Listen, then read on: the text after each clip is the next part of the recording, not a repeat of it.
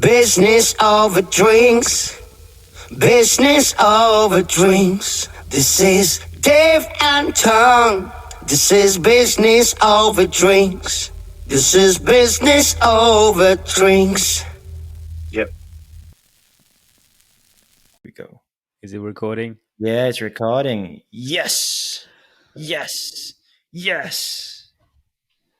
Welcome to Nothing Business happened. Over Drinks. And this is where we are now an hour into the session. We started a session. We thought we were recording it, but I blame Terng. We weren't recording it.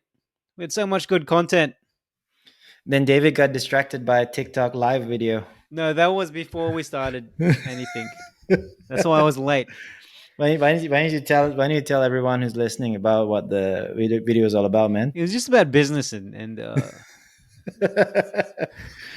Anyway, yeah. So we're starting a new reacts series where we're gonna actually react to like trending business topics and conversations and just really interesting stuff. Even if it's not trending, it's just really interesting. We're gonna just react to it, man, because we have nothing else to do. and also because oh man, Miguel is calling me, but also I'll call him back later. Oh, well done. Yeah. So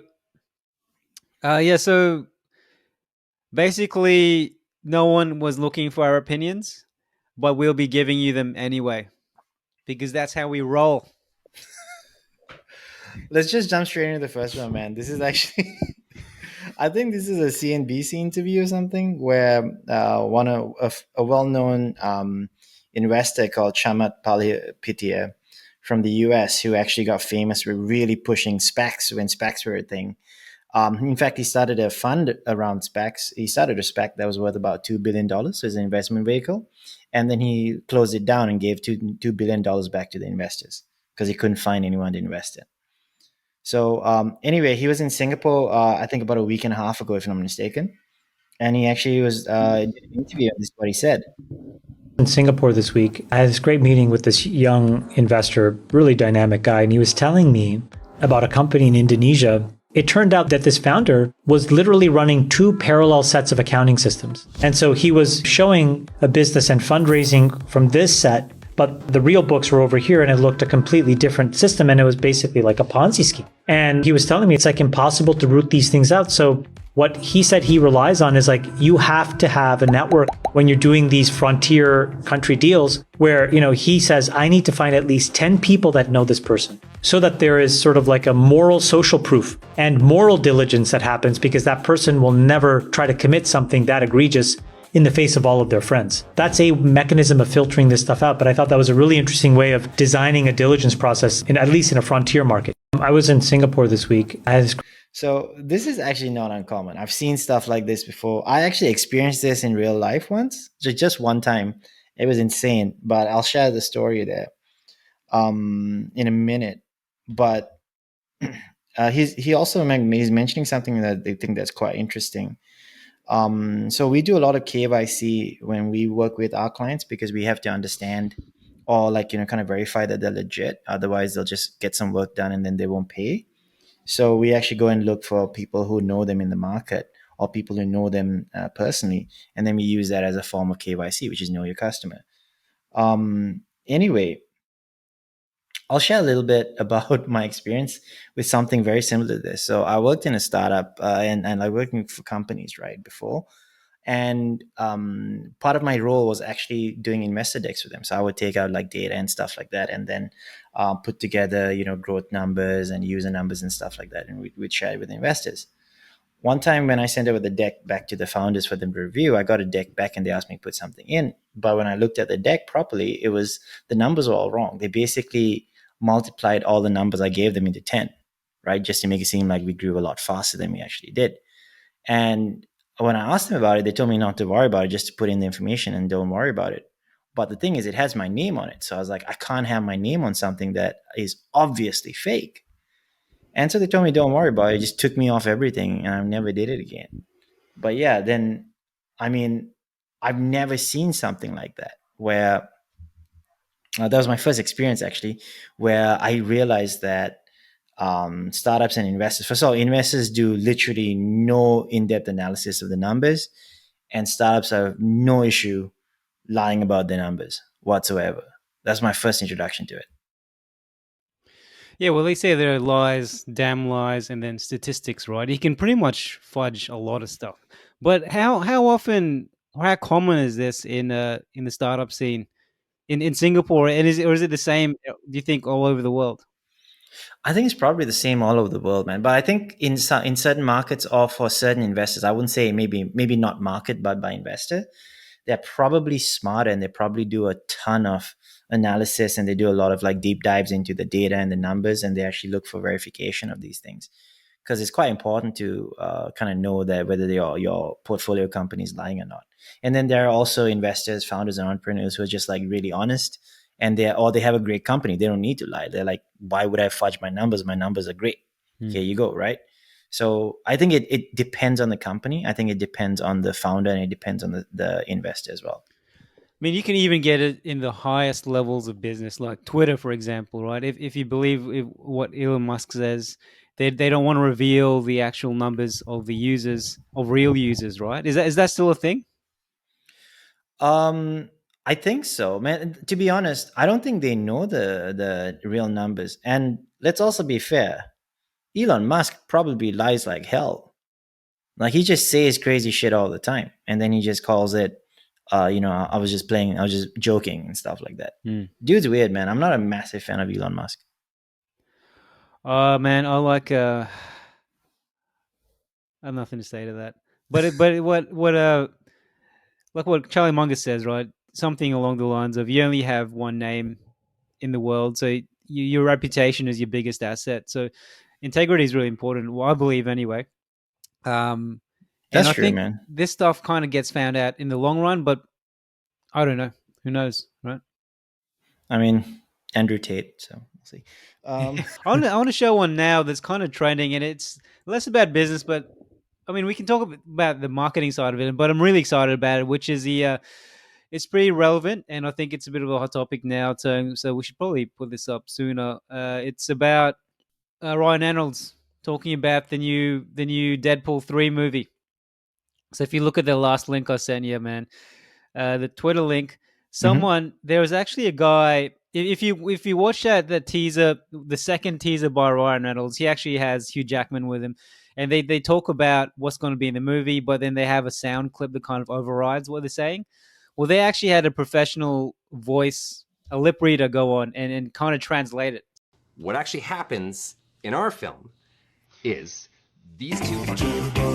All right, and then they play a song and they drown out their voices and they're just messing around and saying a bunch of stuff and you can't hear it, so I'm going to do my best to lip read it. I don't think I got everything perfect, but I think it got the gist of it pretty good. Here we go.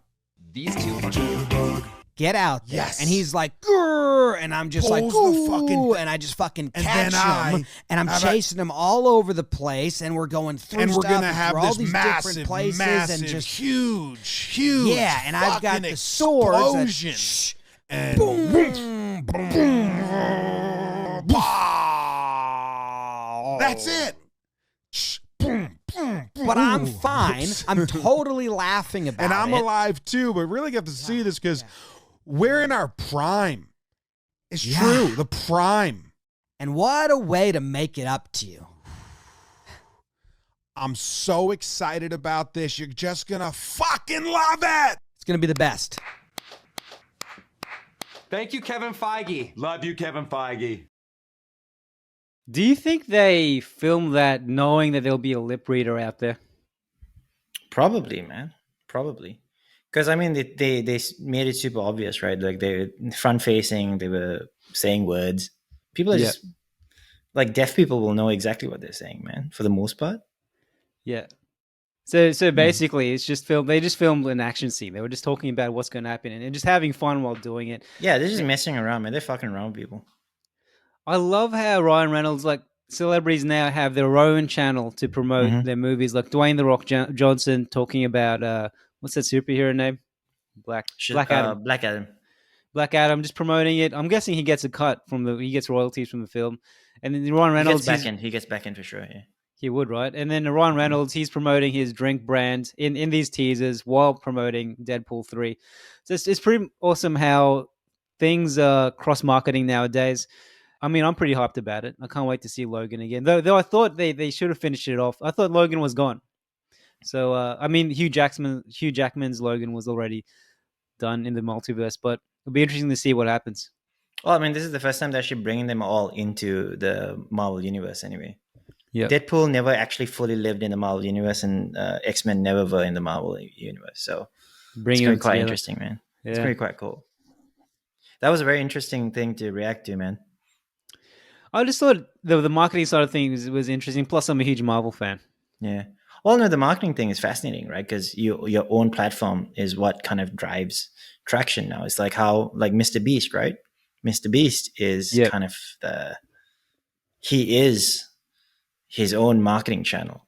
If Mr. Beast did you watch that recent video? I think maybe we'll do a reaction to it later, where he was on Andrew Schultz's podcast, Flagrant, right?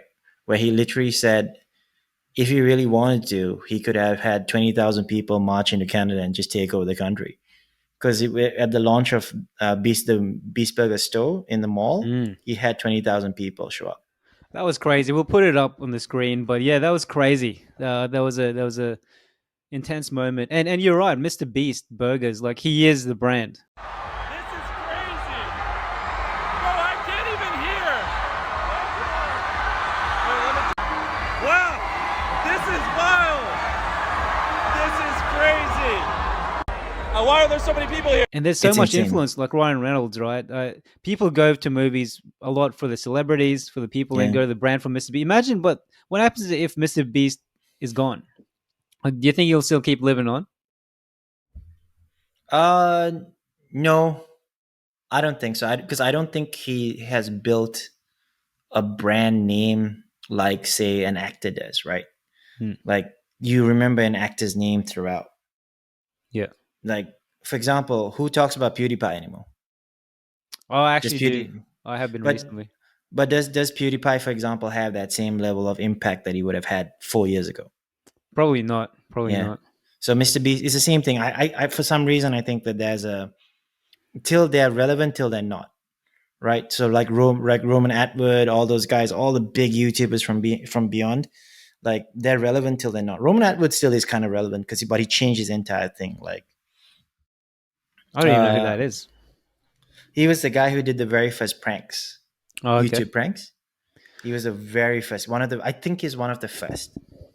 And Yeah. then he disappeared off the face of the earth for a couple of years because he had a stalker who literally was following around and threatening him and his family. So the FBI asked them to like not post anything for a year or something. Shit. They literally just lived. They hid away and just lived. But now he just posts wholesome content and stuff. Like I think he's a Jehovah's Witness or a Mormon or something. I forget. Is it after that FBI incident? No, he was already transitioning out of his like prank lifestyle because I think that is no longer as popular as it once used to be. Dude, comedy has been a good springboard for some YouTubers. Like Logan Paul, for example. He's been around for age, more than a decade, right? Yeah. No, but Logan Paul, right? Like even to some extent his brother and all, right? Like Logan Paul has always he's not formulaic. He follows trends or he creates trends or he just kind of does his own thing and people follow. He's doing a really, really, really interesting project right now. I think it's called 99 Originals, right? Where he goes and he creates 99 original NFTs. So like pictures of stuff and he just sells it as NFT. So he's, for example, something as simple as like taking a Polaroid of someone or he creates an image that he really likes and he takes a Polaroid of himself or whatever. And then he sells an NFT that actually has intrinsic tangible value. So for example, like on his podcast, I forgot the Impulsive, right? People who bought one of his 90 originals could get on his podcast and be a guest on his podcast. So if someone bid $300,000 for it, or $250,000 or $300,000 for it to get on his podcast. And Do you think that's a scam? What? Like getting people to buy these NFTs of his. But he's also doing some kind of pool, right? Like so if you part of it, so the money goes into a pool. He doesn't take it. So then that pool becomes he's trying to create actual cash value of the thing versus, for example, paying someone for an NFT, them taking the cash, and then that NFT is there, right? Then it's like artwork. Does the value go up and down? It depends. Here he's pulling the money into and creating actual tangible, well, it's crypto, so I'm not sure how tangible it is, but it's creating an actual pool of value around it. So that's when you're purchasing into that pool. I think it's all about trying to create tangible value from within the community versus actually just trying to sell an NFT that is nothing other than a digital image, and then they say, oh, it goes up and down in terms of value like an artwork, which is fine and fair. That's tangible too, but it's more like when you're actually putting cash behind it and into the community and then creating a pool around it, that he's actually putting a dollar value to that tangible value. You know who else started from comedy that's really interesting is Joji, right? Is that how you pronounce it? Joji? Oh, Joji, yeah. You're the one you introduced me to him. I had no idea he was. What was his comedy name? Pink Guy and Filthy Frank. He was so eccentric and strange. I watched him retroactively, and now his music's brilliant. Yeah, no, I love his music, man. I was a big fan of Joji before I knew he was Pink Guy and Filthy Frank. I've seen him live. It's pretty cool. So you just found out about him. I mean, that's kind of a. I guess no, that's we all know Pink Guy, but not publicly. Like we all know Pink Guy because do you know the Harlem Shake? Yeah, that trend. He started Pink Guy started it. Oh shit! He was the guy who did it but it was random because he literally filmed it in his bedroom with some friends. He had no idea what was going on. He just filmed it, thought they did something stupid because they didn't have a plan. And then he uploaded it and went to bed. He woke up and then it was like the biggest trend in the world. Yeah, damn. Yeah, I didn't know that. I had no idea that's where it came from. And I mean, I guess that's one way some streamers and famous YouTubers can kind of transition and stay relevant. And I guess maybe that's why one reason he may have even said so. Mr. Beast is doing what he's doing now, like with Beast Burgers and his other brands, is just to stay alive beyond YouTube and beyond what he's mainly known for. No, do you know what Mr. Beast's most interesting business is right now? It's not Beast Burgers, and people have talked about this quite a lot, right? But his most interesting business, at least to me and maybe a few other people, is he has a translation service. So Mr. Beast in Espanol, Mr. Beast in Portuguese. So what he realized was he was doing it for himself, and he realized why don't I just do this for other people and they can pay me. So basically people pay him to do translation of their YouTube videos, the voice actors and everything. And it's done professionally, not just subtitles or like random stuff. It's like professional voice actors doing your videos for you. It's kind of cool. Should we watch? I think we shared some Mr. Beast clips we can talk about. I don't know where they are in our chat though. Oh yeah, we have a Mr. Beast clip. Let me see. I don't think we shared it with each other. Do we? Hang on. You shared a video that said, "Has Mr. Beast said the N-word?" Oh,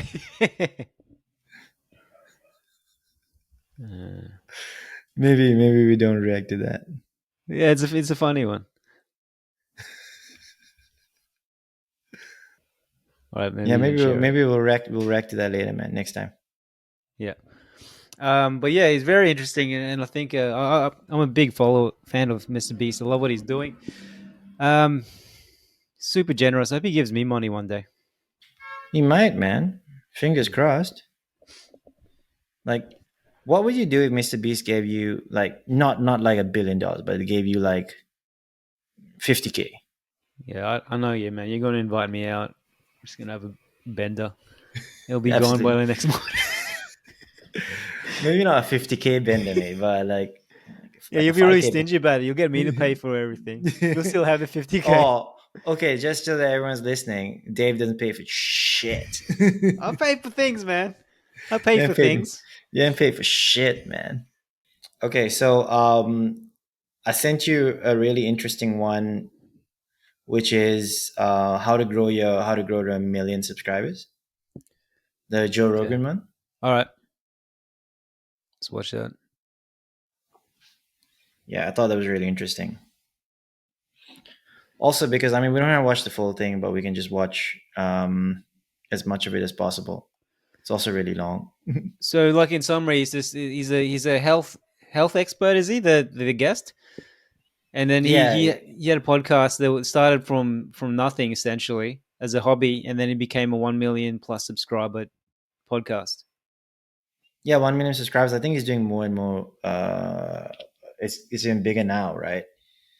It was really interesting because, like, it's called Derek. He's called Derek from More Plates, right? More Plates, More Dates. He's a fitness educator and entrepreneur behind More Plates, More Dates. It's a YouTube channel, podcast, and a website. Right. Yeah, the main summary I got from that was that we just need to post more. I mean, we took a lot from that.